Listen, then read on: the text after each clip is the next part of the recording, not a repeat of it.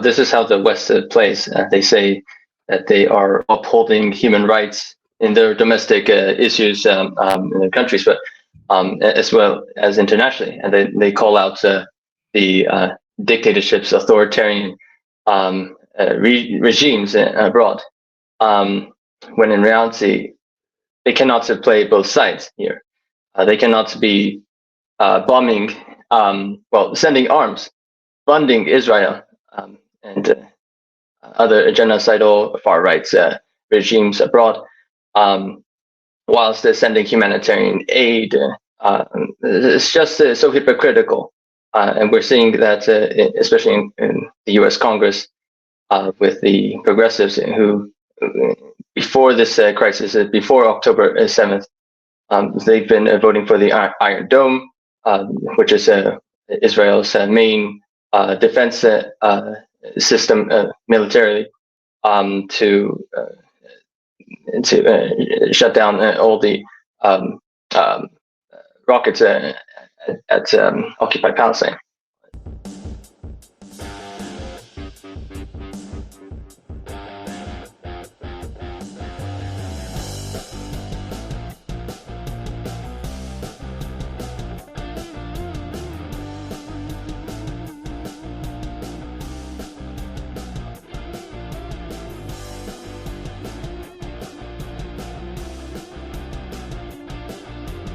Ladies and gentlemen,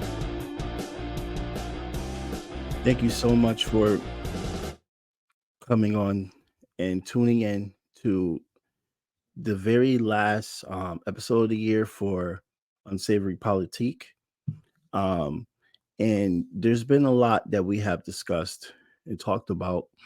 And I want to thank all the guests that have come on, from Matthew Ho to having recurring Willie Bragg, in Tommy Nation Politics, all around. I want to thank every single person that came on, and this show is definitely something that I am very happy that I am able to have such a good feedback from, because we talk about very strong political, opinionated for the left, and I'm glad to hear when I get DMs or from people that seen the show and want to talk about these topics.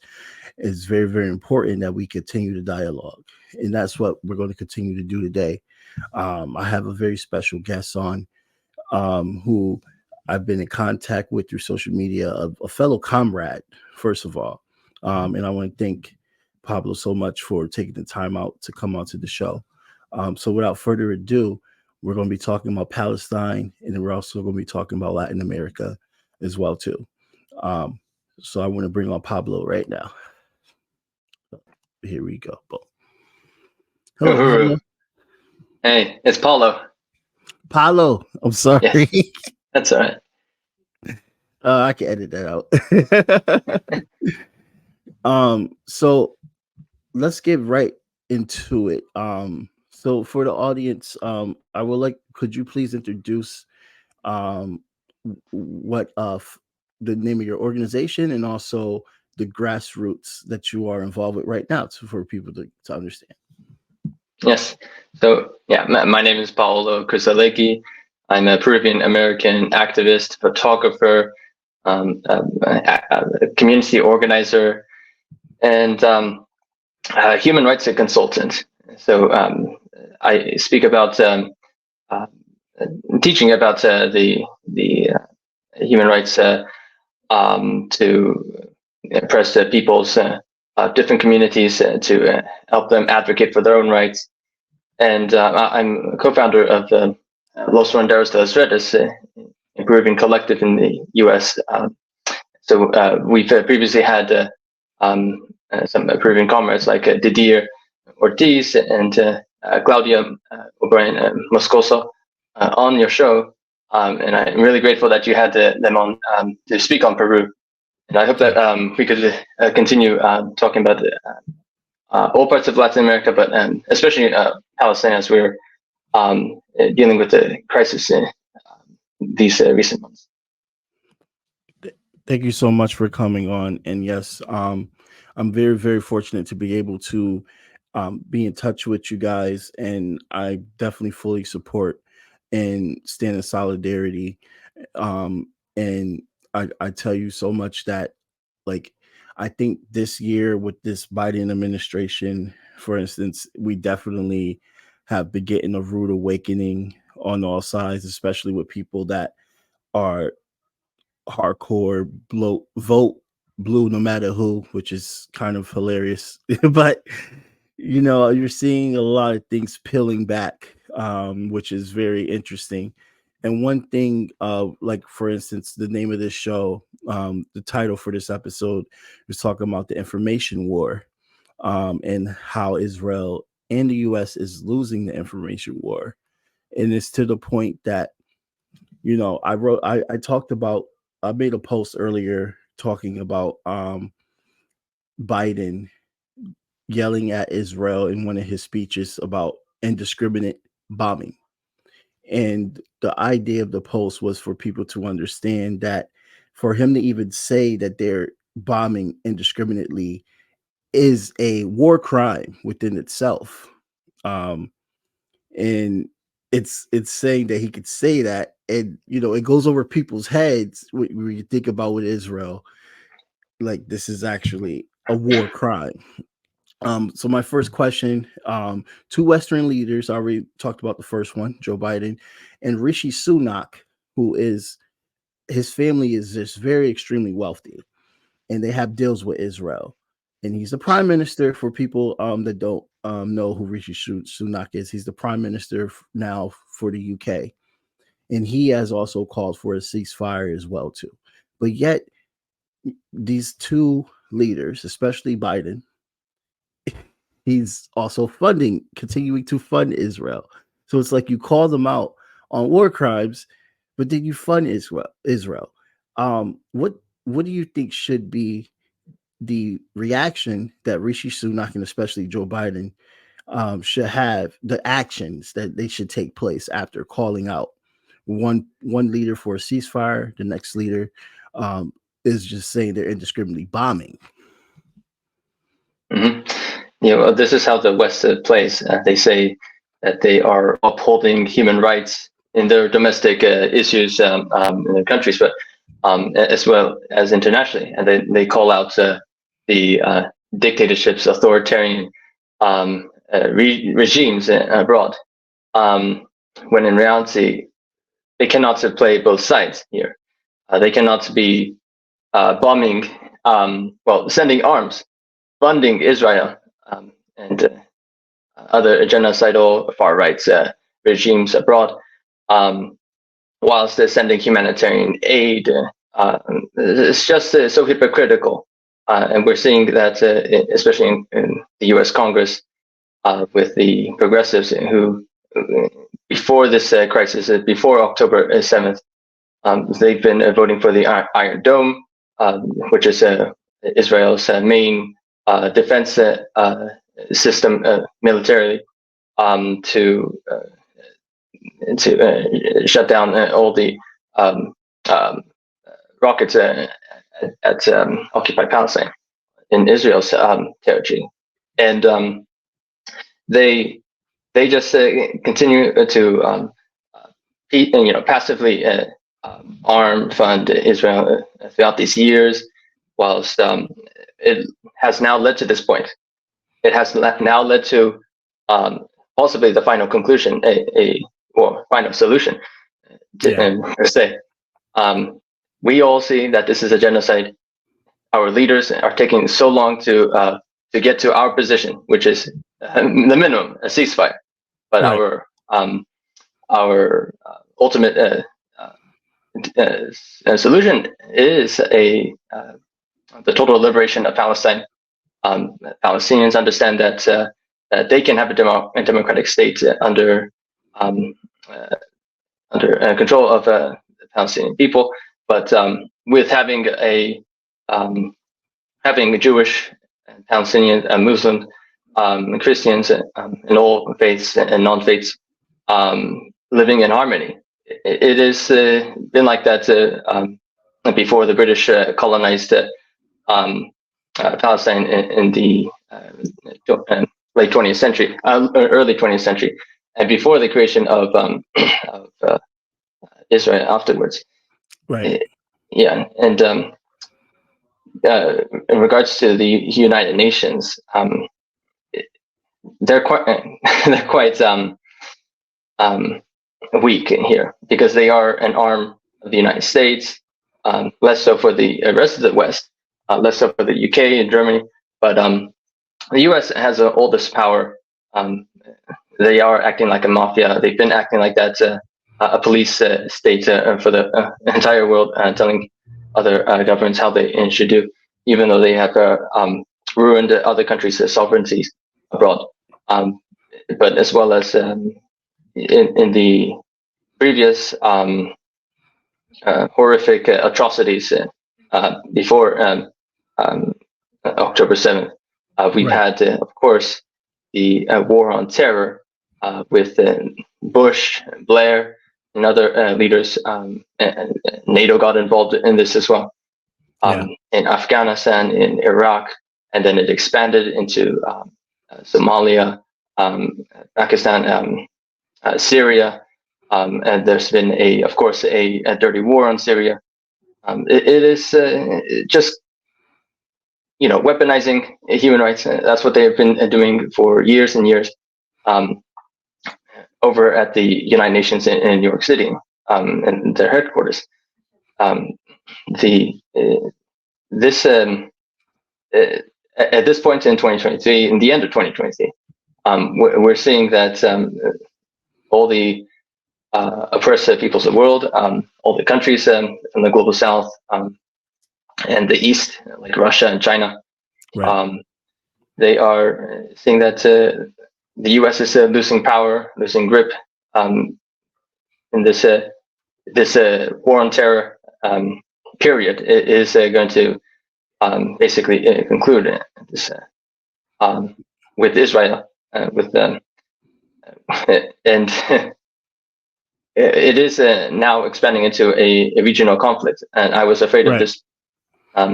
We are seeing that, of course, the U.S., Britain, China had military ships stationed from the beginning, back in October. It has worried many people that it might have risen to just a larger regional confrontation. And now we're seeing that with Yemen. Now the West has a 10 state, 10-nation coalition to enter in there. It's not completely all made up of NATO, but they are wanting to make a return into that because that's their only strategy to continue making money, making profit off of this genocide, and that's how capitalism functions. But I am really grateful that so many people, Jewish, anti-Zionists, Palestinians, ex-Israelis, even people who are not even Arab or Muslim, even that are supporting Palestine, supporting the cause for liberation, and being entirely against wholeheartedly this ethnic cleansing. People off of the mainstream media can see that reality, and it is taking longer for our politicians to realize that they are very much disconnected from the people. This is the actual authoritarian regime, as they try to purport to Venezuela or Russia or so forth. It is the complete opposite. Venezuela's president, Nicolas Maduro, has promoted this idea, told the truth that the Zionist Israelis are very much comparable to the Nazis. And so hypocritical of the legacy of the of how Israel came about. It's these leaders, even before Maduro, it was Hugo Chavez who was condemning Israel Yep. before, he died a long time ago, but it was before October 7th. We as leftists, as anti-imperialists, as communists and socialists, revolutionaries, we understand that that Palestine is the current struggle, like it was in Vietnam, like it was with Nicaragua and Cuba and other struggles around in the 20th century. Yeah. Yeah, I definitely agree with you on that, and we're definitely going to talk about Venezuela as well too. I think it's very important that people look back. Also, I'm like you said, I'm happy that it's millions of people around the world. I so agree with that. And people should just look back at these revolutionaries that they have admired. Malcolm X spoke about Palestine before. The Black Panther Party talked about Palestine before. Fidel Castro talked about every single revolutionary in this era and in the 1900s, the mid 1900s, have talked about Palestine. And also when you mentioned about the ceasefire house, the bare minimum, that is just a liberal mindset for ceasefire. True liberation, it should be.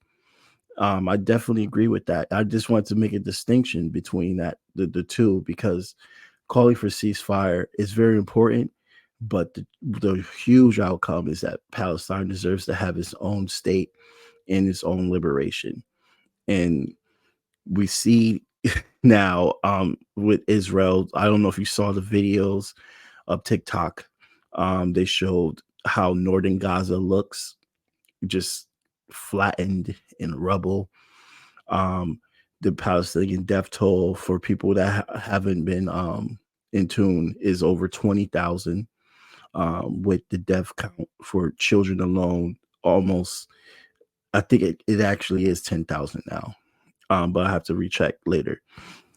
So Israelis that have been all over these platforms, the officials, the governments, they have used World War II and 9/11 atrocities as a reaction.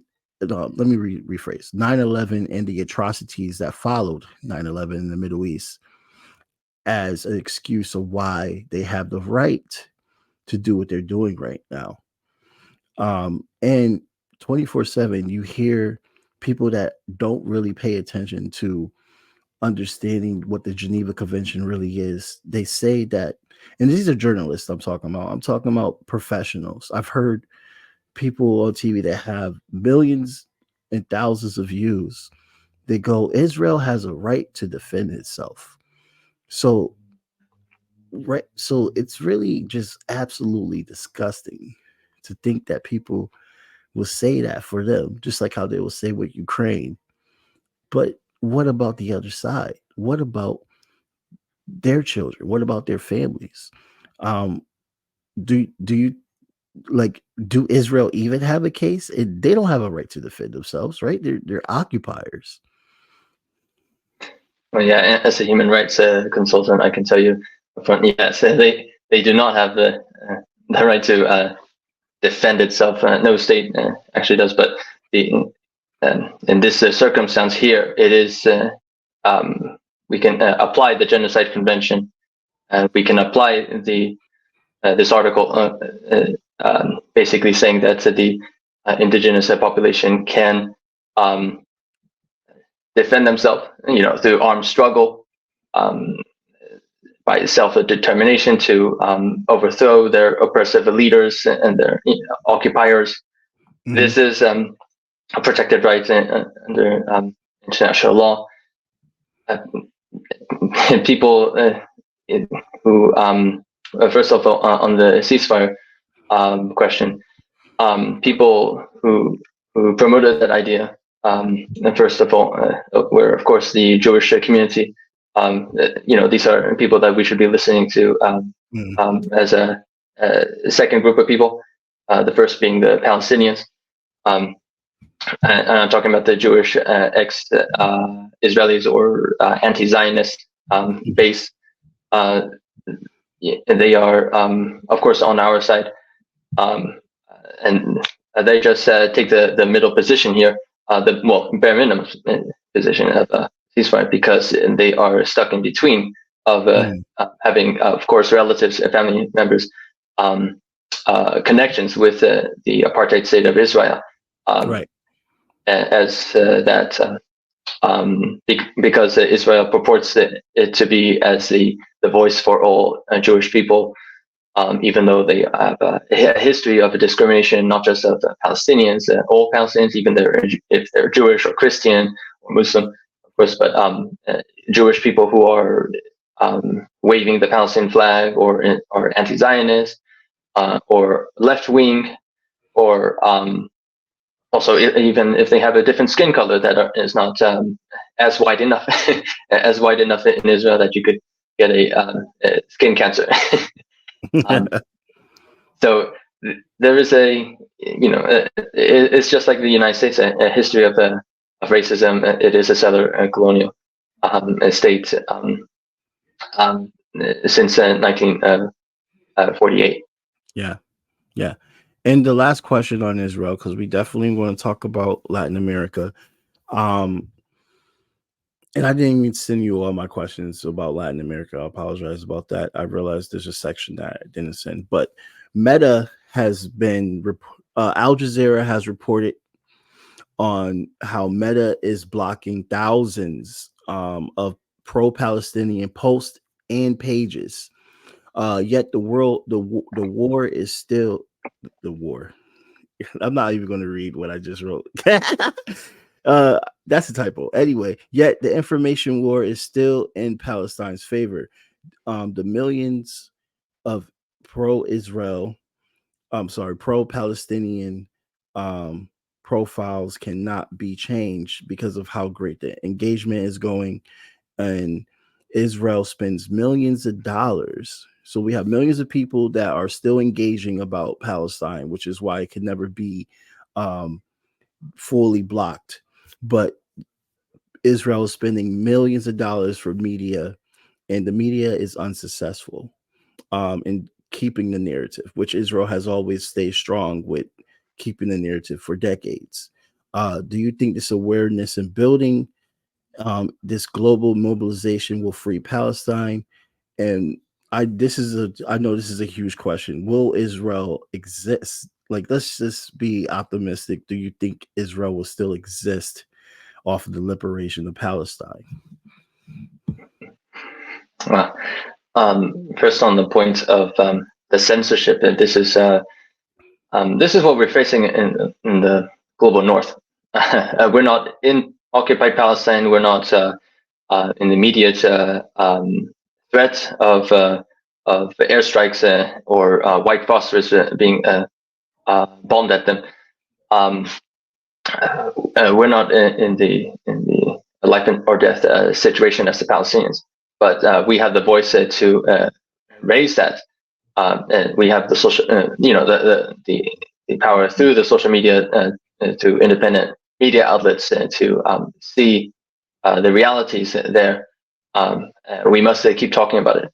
But the censorship is there because who owns the media? These oligarchs, Right. From Elon Musk to Mark Zuckerberg. These are, white people. I mean, Mark Zuckerberg, he's Jewish himself. He keeps his politics to himself. I'm not going to say if he is a Zionist or anti-Zionist, but he hasn't revealed. Yeah. But Elon Musk, of course, he reveals a lot of things. Yeah. He's like the oligarch Trump. Right, an egotistical figure. Oligarch too, but he's politician now. But like he's like the pre-oligarch Trump.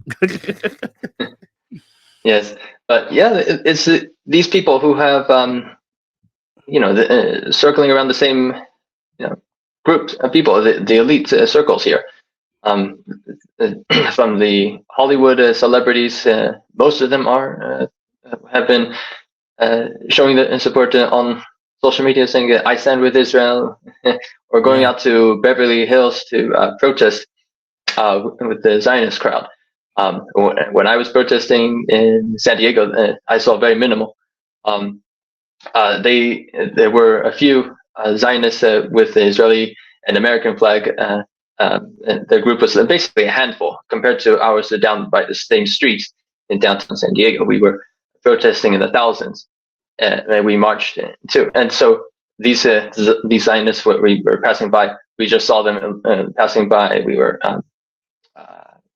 just passing by to see that they were protesting right in front of a yacht.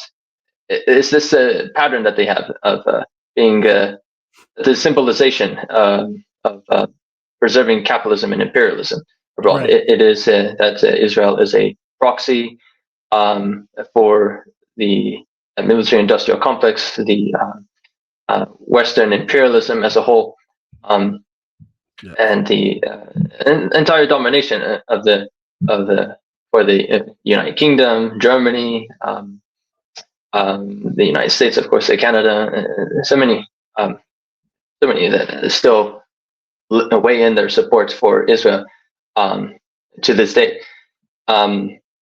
They had back to the censorship.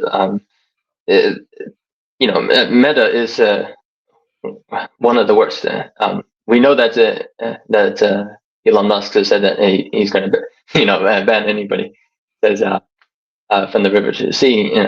Basically classifying as a hate speech or whatnot. Even though we're talking about freedom, liberation, liberty. He just banned Lee Camp, by the way. I just saw that before we sat down. Yeah. That was TikTok. I apologize. That was TikTok. TikTok. Yeah. Well, sorry. I watched Lee Camp nonetheless on Instagram, on YouTube.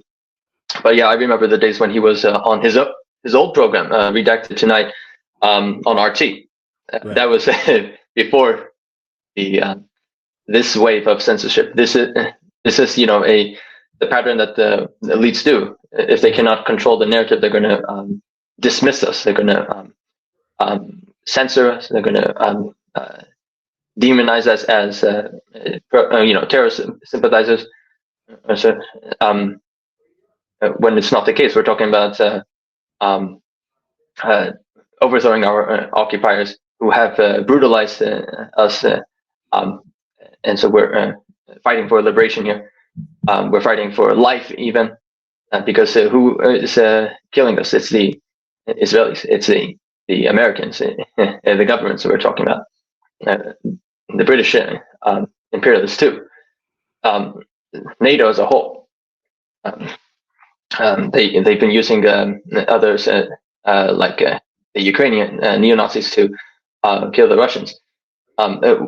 We need to stop this this madness of what they're promoting, which is pro-apartheid, pro-colonial, pro-imperialist, pro-capitalist, pro-neoliberalism, and pro-genocide, to say the least, as their agenda. This is the worldview of peace. This is their vision of world domination, and they don't call it that way.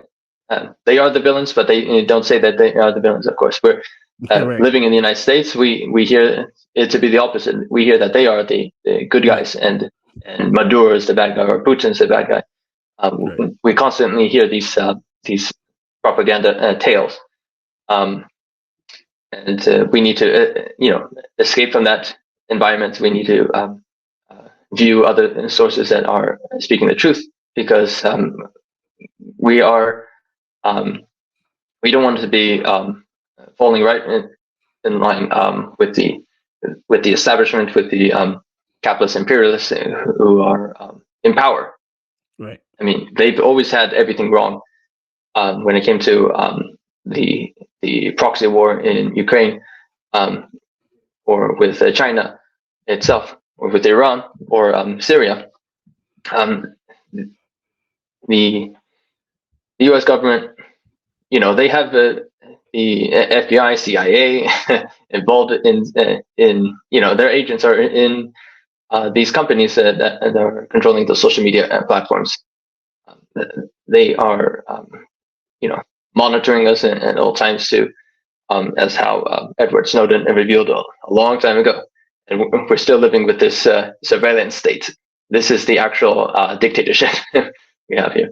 And And from time to time, I see all these activists, dissidents getting arrested by the police across the country, but also internationally. When you speak differently from what the mainstream media says, or from what our Western leaders say, they do arrest political dissidents. This is the actual dictatorship, and but nonetheless, we need to speak out, keep exposing them, keep illuminating the truth to others in our circles, in our connections that we have,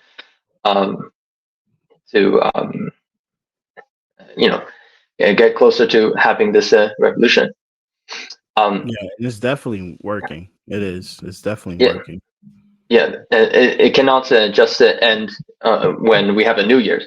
This is a crisis in Palestine that has to keep being promoted, because until it is completely ended, we're not talking about having the ceasefire, because we've seen how fraudulent it was, or so, with the temporary pauses, with Israel violating these truces.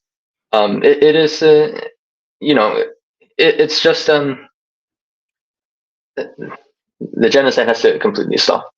The Palestinians need to be freed from their open air prison of Gaza. They need to return to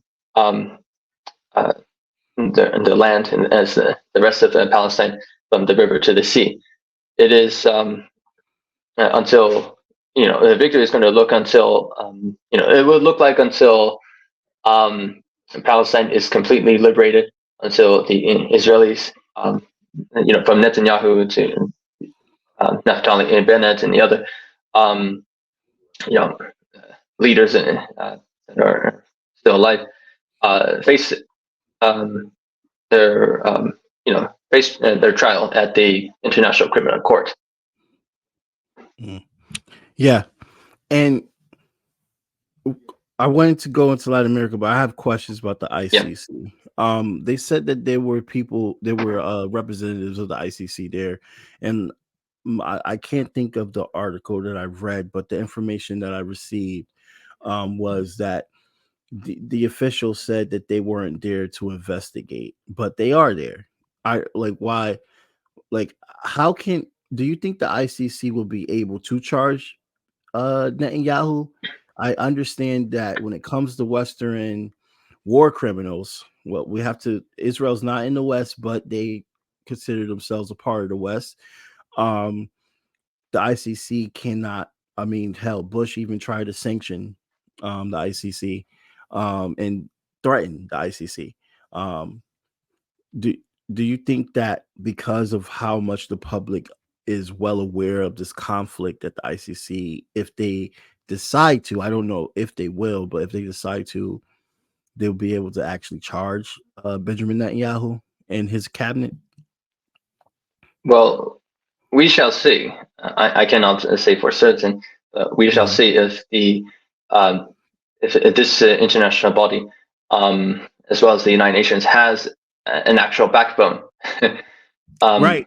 Who has that's exactly power what I was outside of the United Nations, right? United States. Yeah. So the United States, of course, has their hands everywhere, from the UN to the IMF and the World Bank. They control everything. Military, all these aspects of military, financially, politically, economically. That's their end game is world domination, and but as I said, they don't call it that way, and they just blame that the opposite, the communists are there to dominate the world. Right. They love to say us. Yeah. But the ICC has been arresting or only charging African world leaders, for past war crimes or human rights violations. They've they haven't done it. I have never seen it in the Tony Blair or George W. Bush, Right. Barack Obama, Bill Clinton. I've never seen with the previous leaders who've died without facing justice, like Henry Kissinger. This this November 29th, Right. which was the day of international solidarity with the Palestinian people. Right. So Henry Kissinger, he died for our cause. He died for the Palestinians. But unfortunately, without justice. But yeah, as you can see, these genocidal figures, they've been praised by the mainstream media, the Western leaders, Hillary Clinton, all these people who they protect each other. Yeah. They are in lockstep with the same agenda from Republicans to Democrats. Because Nixon, Kissinger worked in the Nixon and the Ford administrations, and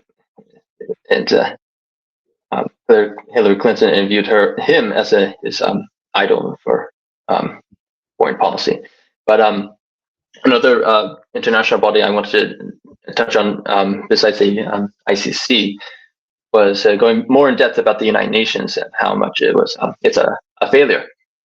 How it failed humanity due to U.S. imperialism from the very beginning of its foundation, and so it's a tremendous failure from 78 years ago.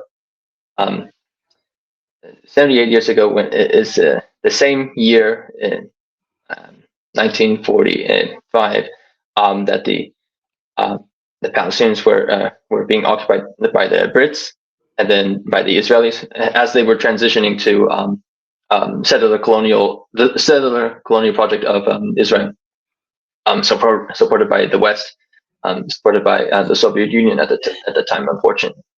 But I don't think that they viewed it that they were going to become the oppressors, just like their Nazi oppressors. But they viewed it as the the white man's guilt, the European guilt, as such that because anti-Semitism came from France, and it moved on to Germany before World War II. It is it's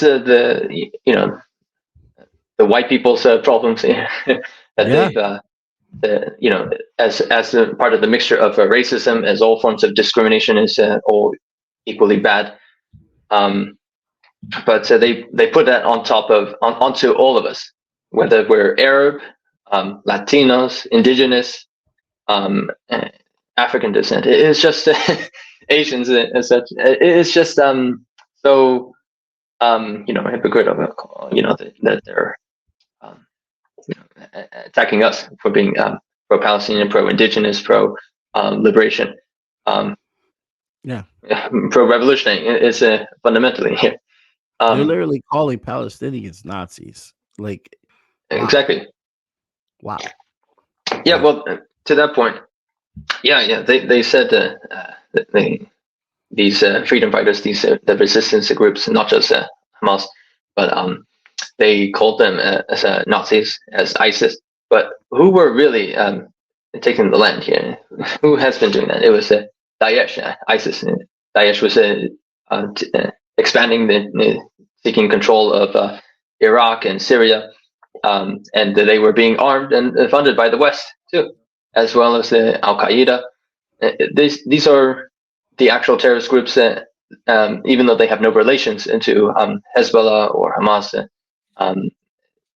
because Hezbollah and Hamas are fighting for liberation and to take back control of the stolen territory of Lebanon and Palestine, Egypt and Syria, from Israel.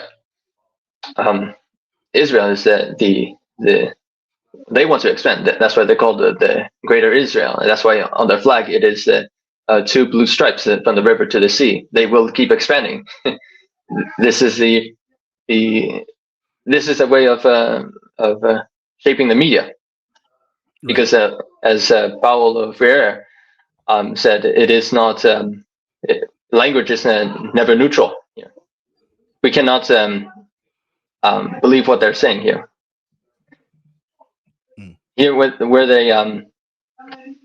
they want us to believe that the Israelis are the victims for 75 years onward after the Holocaust, even though they have committed their own atrocities on the land of Palestine. Yeah. But yeah, what was the other point that you had in? Oh yeah, I remember about the. I was for me, I was getting back to the UN here, how it was such a failure here.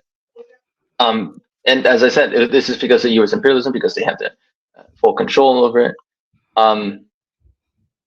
Because this month, December 10th, was International Human Rights Day, and they were shaping it as, we're here to defend the human rights for 78 years. But in the day before, they were celebrating, they were commemorating, let's put it that way, their 75 years of establishing their Genocide Convention, which formerly known as the Convention on the Prevention and Punishment of the Crime of Genocide. And so 75 years. That's the same amount of years as the Nakba. The Nakba that took place by the apartheid state of Israel, where they have massacred and displaced millions of, not millions yet, but hundreds of thousands at that time of Palestinians. And they kept pushing them to the West Bank, to Gaza, until they were basically fully displaced outside of their own land, to Jordan, to Egypt, to Lebanon, to the United States. Even they've come all this way, and to bring us to their history, their culture, and their same struggle that we share for liberation. But yeah, the Israeli occupation and this systematic killing and displacement of the Palestinian people was kept on going and going to have now 2 million into inside Gaza, and now they're trying to be pushing them out. But Egypt won't open the Rafah border crossing. And it's because Egypt is playing in politics here. It's just like Jordan. These countries are not in favor of the liberation of Palestine. They are these leaders are controlled by the West and the Zionists. It's just we have to rely on Yemen, on the resistance groups who are fighting in all fronts here, from north of occupied Palestine in Lebanon to the south. But yeah, moving forward with the UN here, they had over 100 UN staff members killed by the Israelis. And they're not calling out as loud as they can on here about these these United Nations aid workers and others who have been working at the UN-run schools in Gaza. It's just they've been so controlled by the West to not be so outrageous about it, but to be outraged about more so of Hamas committing a 9/11 scenario, even though it has been the Palestinian people's 9/11 every single day, every day since 75 years ago, in 1948. Isn't it so funny how they could just call it? It's just so funny how they can just call that Yeah. and not even care about the thousands of Palestinians who lost their lives and Mhm. been and the millions that have been displaced. Like apparently, what they go through do not matter at all. It's absolutely atrocious. Yeah. And so about that, the UN, they're not going to completely stop this genocide here. I mean, we've seen the ceasefires; they're not moving forward. Through the Security Council, we've had the U.S. vetoing unilaterally. I mean, they're single-handedly rather. Use that word differently. They have that power as one of the 5 or so um, countries who can. But yeah, the United Kingdom is taking a different position, which we are good to see that. But we're glad to see that, but we're not fully glad that Rishi Sunak is still supporting the Israelis in other means outside of the UN. Right. Just He's such a two-faced person, man. Yeah, in the UK, in Germany, they're arresting Palestinian supporters and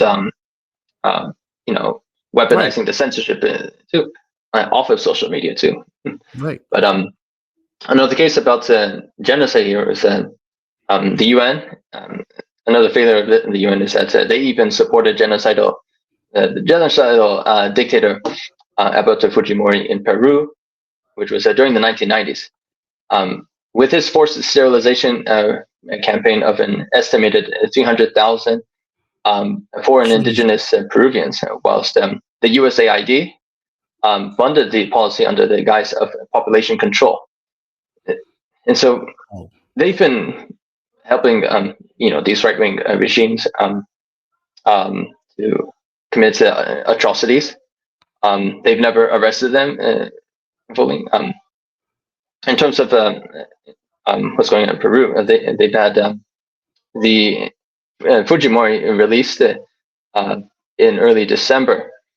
The day before that, we had the 1-year anniversary of the coup in Peru in which we saw the abduction and the incarceration of Pedro Castillo, and I was there during that coup in December 2022. So the right wing are celebrating that as a victory for them. The Fujimoristas met him outside where he was released to, and the courts over there, they've annulled the ongoing investigations of the 2 massacres that he was instrumental in, which was the Barrio Altos and the Cantuta massacres of during his time as the dictator. But also the sterilization issue here, the courts are also annulling that since he has been released, since he has been pardoned by the Peruvian tribunal court. But internationally, they're viewed as as just outliers, as how ridiculous it is that Peru wants to act just like the U.S., just like the UK, that they're war criminals, they're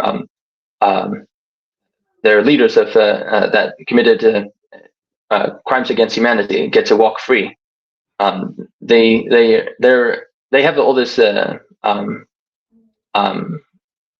courage to do so, for lack of a better term, because they are witnessing Israel committing the atrocities, whilst the UN, it can barely move, Right. because the US has like an octopus controlling. Same with Sudan, Bolivia. No, not Bolivia. Argentina. Argentina. There we go. Thank you. Well, it's just it's really ridiculous, just the hypocrisy. So Dina is definitely indefinite. What you're saying, that she will be in power indefinite. Yeah, we have two dictatorships. Yeah, two dictators out in Peru here. But the current one here, Dina Boluarte, Mm-hmm. she, well, she is. There's a couple of political scandals going on there related to corruption here. As Mm-hmm. always here in Lima. Um, it's just making it so complicated. They make it look like that it's infighting, but in reality they are still in sync of having this neoliberal agenda pushed through, similar to Argentina. But um, in the case of Peru, they have the Amazon, um, and this natural environment is an important region of the world. Um, and so they recently just basically amended the Forest Act, a law that is supposed to preserve the Amazonian rainforest. Um, and then weeks later, this week actually, they stopped their changes, but they're not doing enough. They had in Peru, they had at least two indigenous leaders, um, land defenders and water defenders that were murdered. They were assassinated because of logging interests, because of these mining interests. This is an ongoing issue, just like in Ecuador. Um, Mm-hmm. we've seen in these neighboring countries, like, as well as in Brazil, that we have indigenous land defenders being murdered, Yeah. and these governments are not doing enough to stop these, pro-capitalist interests who want to make a profit off of killing the planet, Right. when not to mention killing humanity here. Right. Yeah, Yeah. I think that I think that we need to continue to keep talking about this as well too, because I see, especially this new generation, that there is a lot of like accepting of the real truth compared to what media has said. I Everyone that I have spoken to about Peru personally is well aware of what's going on, compared to how Venezuela was treated. Now I'm seeing people are finally understanding about Venezuela as well too. So I just wish that we could use this awareness more powerful to the point that we can change U.S. foreign policy, because it's really it's like we it's good to know exactly what's going on, but we need to fully understand that this government is the key that turns all the wheels. This government is literally the key. And a lot of people have told me, "Oh, you just think the US is the only problem 24/7, blah blah blah. You blame the US for everything." But I'm telling you, it is. I don't know how else to explain it. Imagine if the United States left the UN, just departed. This is Rishi Sunak's idea.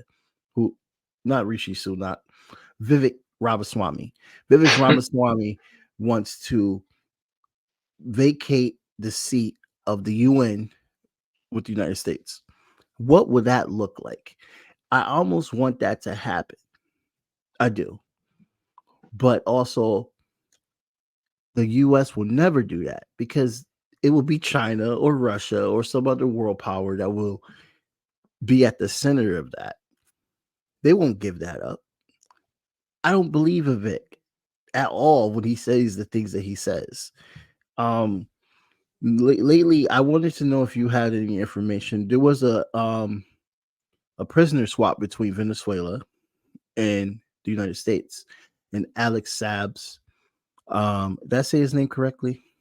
I hope I did. Alex Sub. Alex Sab was one of the prisoners. Um, do you think this is a gesture of the U.S. being more friendly towards Venezuela from what we have been seeing, or is this just like I'm very shocked that there was a prisoner swap to begin with. So I was just wondering if you had any information on how that kept going, because I thought Alex was indefinitely going to be a prisoner like of, Julian Assange. yeah, that's exactly what I was predicting with him. I'm very Well, shocked that he's free. yeah, but yeah, we should be happy about it. Not grateful to the United States, but happy that it did happen. Right. We should be grateful to the Venezuelan people and their supporters abroad, who who have been calling for the release and the freedom for Alex Saab for years. Right. So about Alex Saab's case, he is of Lebanese descent, but was born in Colombia, and so he's a businessman who moved to Venezuela. And so during the 2020 pandemic, when Venezuela had has their CLAP program for the poorer communities there. Right. Their social program needed resources, so the outside of the country, due to the sanctions and blockade placed onto by the United States illegally. They had this connection with Alex Saab to go to Iran and to other countries too, to seek food and medicine. So he basically is appointed by the government, Maduro, Nicolas Maduro, the Bolivarian Republic of Venezuela, officially as a Venezuelan diplomat. So he has a diplomatic immunity, but he was stopped in Cape Cabo, Cape Cabo, no, Cabo Verde. Yeah, and so he was basically abducted at the airport there, and then tortured by the authorities there. Yeah, and then taken to the United States in the same year, or a year later. So, but yeah, months later, basically. And so, unfortunately, he was waiting for his trumped up charges, big trial, for three and more, 3.5 years. For 3.5 years, since his release yesterday, or 2 days ago.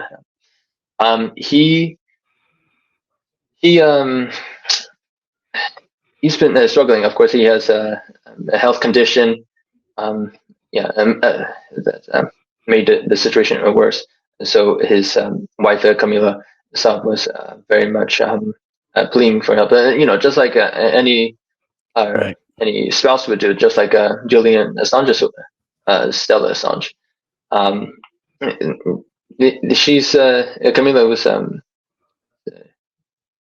waiting for that date that he would be released, and here it is. It happened this week, through this prisoner exchange of 10 American Venezuelans too, and I think Alex Saab, and with a few other Venezuelans too. And this political deal, this prisoner swap, I think it was negotiated with Qatar. But yeah, the Venezuelan government was able to get Saab back. This is, of course, Saab is viewed as a national hero in the country, by the people, and not just the government. It's not dictator Maduro saying this is a democratically elected leader. This is a democracy here. They recently had a referendum over Essequibo. They have regular elections, more so than the U.S. government has their fake elections here that are controlled by the elites. But we had people who have been talking about the Alex Saab's case for years, like Alex Suarez, he's a Peruvian comrade of mine, and also somebody who wrote a book on this, The Diplomat, I think it's called. He wrote a book on Alex Saab's case, and he actually met Camila Saab in Venezuela. He's much familiar with the Venezuelan people, and he's been fighting for Saab's release in Florida, the state where he lives, and where Saab was being held for years in Miami. But he had a warm welcome after arriving back by plane to Caracas, meeting with the president himself, Nicolas Maduro, and then safely getting back home too.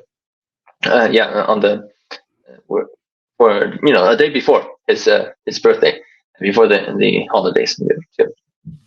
That's awesome. I have one more question on Venezuela. There was in reference to the land dispute. A listener of mine wanted to ask this question about Venezuela. They had on that referendum. Was the referendum also talking about the Guyana land dispute for oil? Or was it a different bill? Because I know it was voted in, and I can't really think of because voted in by the people. I know that the people had a say on whether or not should they have a claim to the oil in Guyana, and the West was trying to say that Venezuela was thinking about invading Guyana, and I was like, "Excuse me."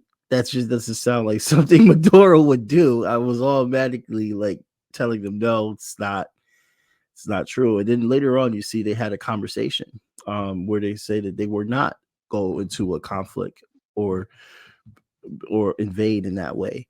And it's funny how people just love to just take the negative side about Venezuela so quickly. Yes, Venezuela does have a powerful army. From my understanding, their army is just as capable as Brazil, which is the Brazilian army is one of the most strongest armies in that region. But Maduro, when you study and look into him, he doesn't have that, I want to just invade things. like North Korea has never invaded anyone, but they don't get any benefit of the doubt. Do you have more information on if there's like a deal that's being made, or just, I know it's out of nowhere. Yeah. So about this the case about this borders dispute. They had their referendum in Venezuela in December 3rd. On December 3rd.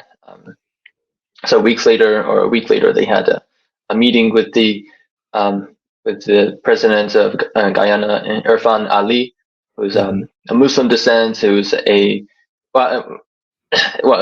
he is from a progressive party. He said he recently said in August this year. He recently said that the descendants of the Guyanese oppressors, who were the slave owners, because it was a British colony, because they took land from Venezuela before that. I think it was after Simon Bolivar died, they started to steal land from the Bolivarian Republic here. But they had the president Irfan Ali said that these slave owners, descendants of slave owners, should pay reparations for their the sins of their fathers, essentially. So he's relatively progressive and good on this front. I mean, none of our leaders in the United States would say call for reparations. They're not ready for that, are they? But they're it is there is foreign manipulation to the U.S.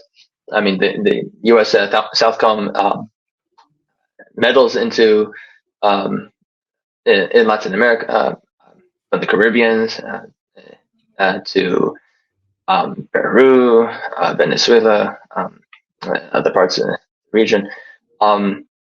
They see any opportunity that they can to research how their competitors are doing, like the Chinese or the Russians even, in the foreign market here. And they also look at the data and such on the resources from the lithium triangle in Bolivia, Argentina, and Chile, to the copper, gold, oil, petroleum, gas in Peru and other oil-rich nations like Venezuela. And so ExxonMobil wants a piece, a slice of this cake here, in the shared ocean, at the Atlantic Ocean of above Venezuela and Guyana, and right in between Venezuela and Guyana, the Essequibo, very oil rich, but the indigenous population who do live in this, in between this, these lands here, these countries rather, they're taking the side of Venezuela, saying that Essequibo is the Venezuela, and they want to defend it. So the military of Venezuela, they're loyal to Maduro, and to the people of Venezuela. They are Chavistas. They are anti-imperialists. They are patriotic in that way, and just like any other country that faces threat, they are willing to defend themselves and their territory and their people. They're that's how the Americans view the as a threat. Yeah. If you have your own army, your own military, you have no U.S. bases on your land, and you get to say whatever you can because it's free speech, then you're a threat to us. Yep. So basically, it's they want to meddle, they want to have control over any last remaining anti-imperialist countries. But we've been growing, from Bolivia. These struggles are continuing elsewhere, like in Peru. But yeah, Argentina, we just recently had an election there, electing Javier Milei, a so-called libertarian. But who is he liberating? The people? No, he's liberating the market here. He's enslaving the people, because only one group can be. Himself a libertarian is mind-boggling to me. Yeah, I'm very shocked that he claims that. Yeah, and there's only one class can be liberated, which is he's choosing to liberate the elites, the capitalist class, and enslaving the people. So, right. Well, in Argentina, they're having their protests against this privatization, these layoffs, and mass unemployment, and inflation rising from his disruptive economic policies. But so libertarian. Yeah, he's ruining his own country that he got himself elected to. But there has been support in the past of Argentina's history from Hugo Chavez, from the Venezuelan people, to buy off of their debt. Years ago, when it was Cristina Fernandez de Kirchner's husband as president, and so they had good relations because they're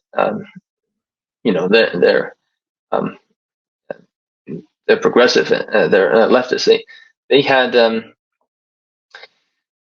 they had right wing governments switching back and forth with the left wing, and the centrists, after the 1970s dictatorship, um, in Argentina. And Argentina is we know more about Argentina's history through the Falkland Islands conflict, the Malvinas, the where the British laid claim to that part of the world, even though they are from the northern hemisphere. Yeah. And so the Argentinians. We also know that through Leo Messi, is the football stars like Diego Maradona, another anti-imperialist, another pro-Palestinian, another anti-capitalist revolutionary figure. But yeah, we call him the GOAT. I like Messi. Yeah, man. I mean, Argentina, for people that don't fully understand, it was, from my understanding, that Argentina was like one of the most safest countries in Latin America. And then, the fascists, the right wingers, they destroyed that country. And now they are just continuing that. And my heart goes out to Argentina on that understanding, and I hope that one day they can get back that type of like freedom that they had before, and not have to deal with the privatization, because it sucks. We live in America where privatization is just, it's not good, man. You do, if you like being in debt, then this is for you. All right, that's how I put it. If you're cool with being in debt, this is for you. You want to be in debt? Come on over. You can have my student loan debt. You can have my girlfriend's student loan debt. Hell, we'll even give you her sister's student loan debt. Everybody's student loan debt if you want that, because that's what you get when you come here.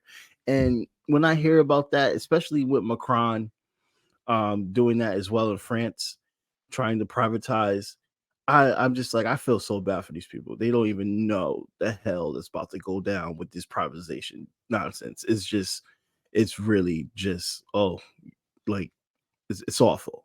It's really awful. And now I'm preaching to the choir. I know that. And so I definitely stand in solidarity with the left in Argentina. I was told that the left is very fractured in Argentina, and the right is more organized, kind of like here a little bit. I don't know if you fully know all about the left movement over there in Argentina. well, I know more about Peru, a little bit more about Chile, but and Brazil, but Argentina is. I don't think it's known for much about its left wing, except for the Kirchners. Mm-hmm. But we could relatively know about the dictatorship period a bit, but it's what is much talk. Much talk is in Chile, in Peru, these fascist dictatorships of Alberto Fujimori and Augusto Pinochet. Yeah, Mm-hmm. but Paraguay is also having currently a ongoing struggle against pension reforms. So yeah, France is not alone, but also Peru had it earlier this year with I think they were increasing it to 70 years of age. In France it was being increased to 2 years, and the whole population rioted, which is of course the right thing to do here. Right. To call out these corrupt criminal elites who are ruining the country. They are literally freeing themselves, the political, financial, cultural elitists, and enslaving the people. They want to keep us in debt. They want to pay us little. They want to raise the cost of living on us. this is the literal enslavement. This is capitalism is modern day slavery here. Yeah, definitely. Apollo, um, I don't want to take up any more of your time. We definitely went over a good hour, and I think this is some very, very good information that I hope the viewers definitely take in.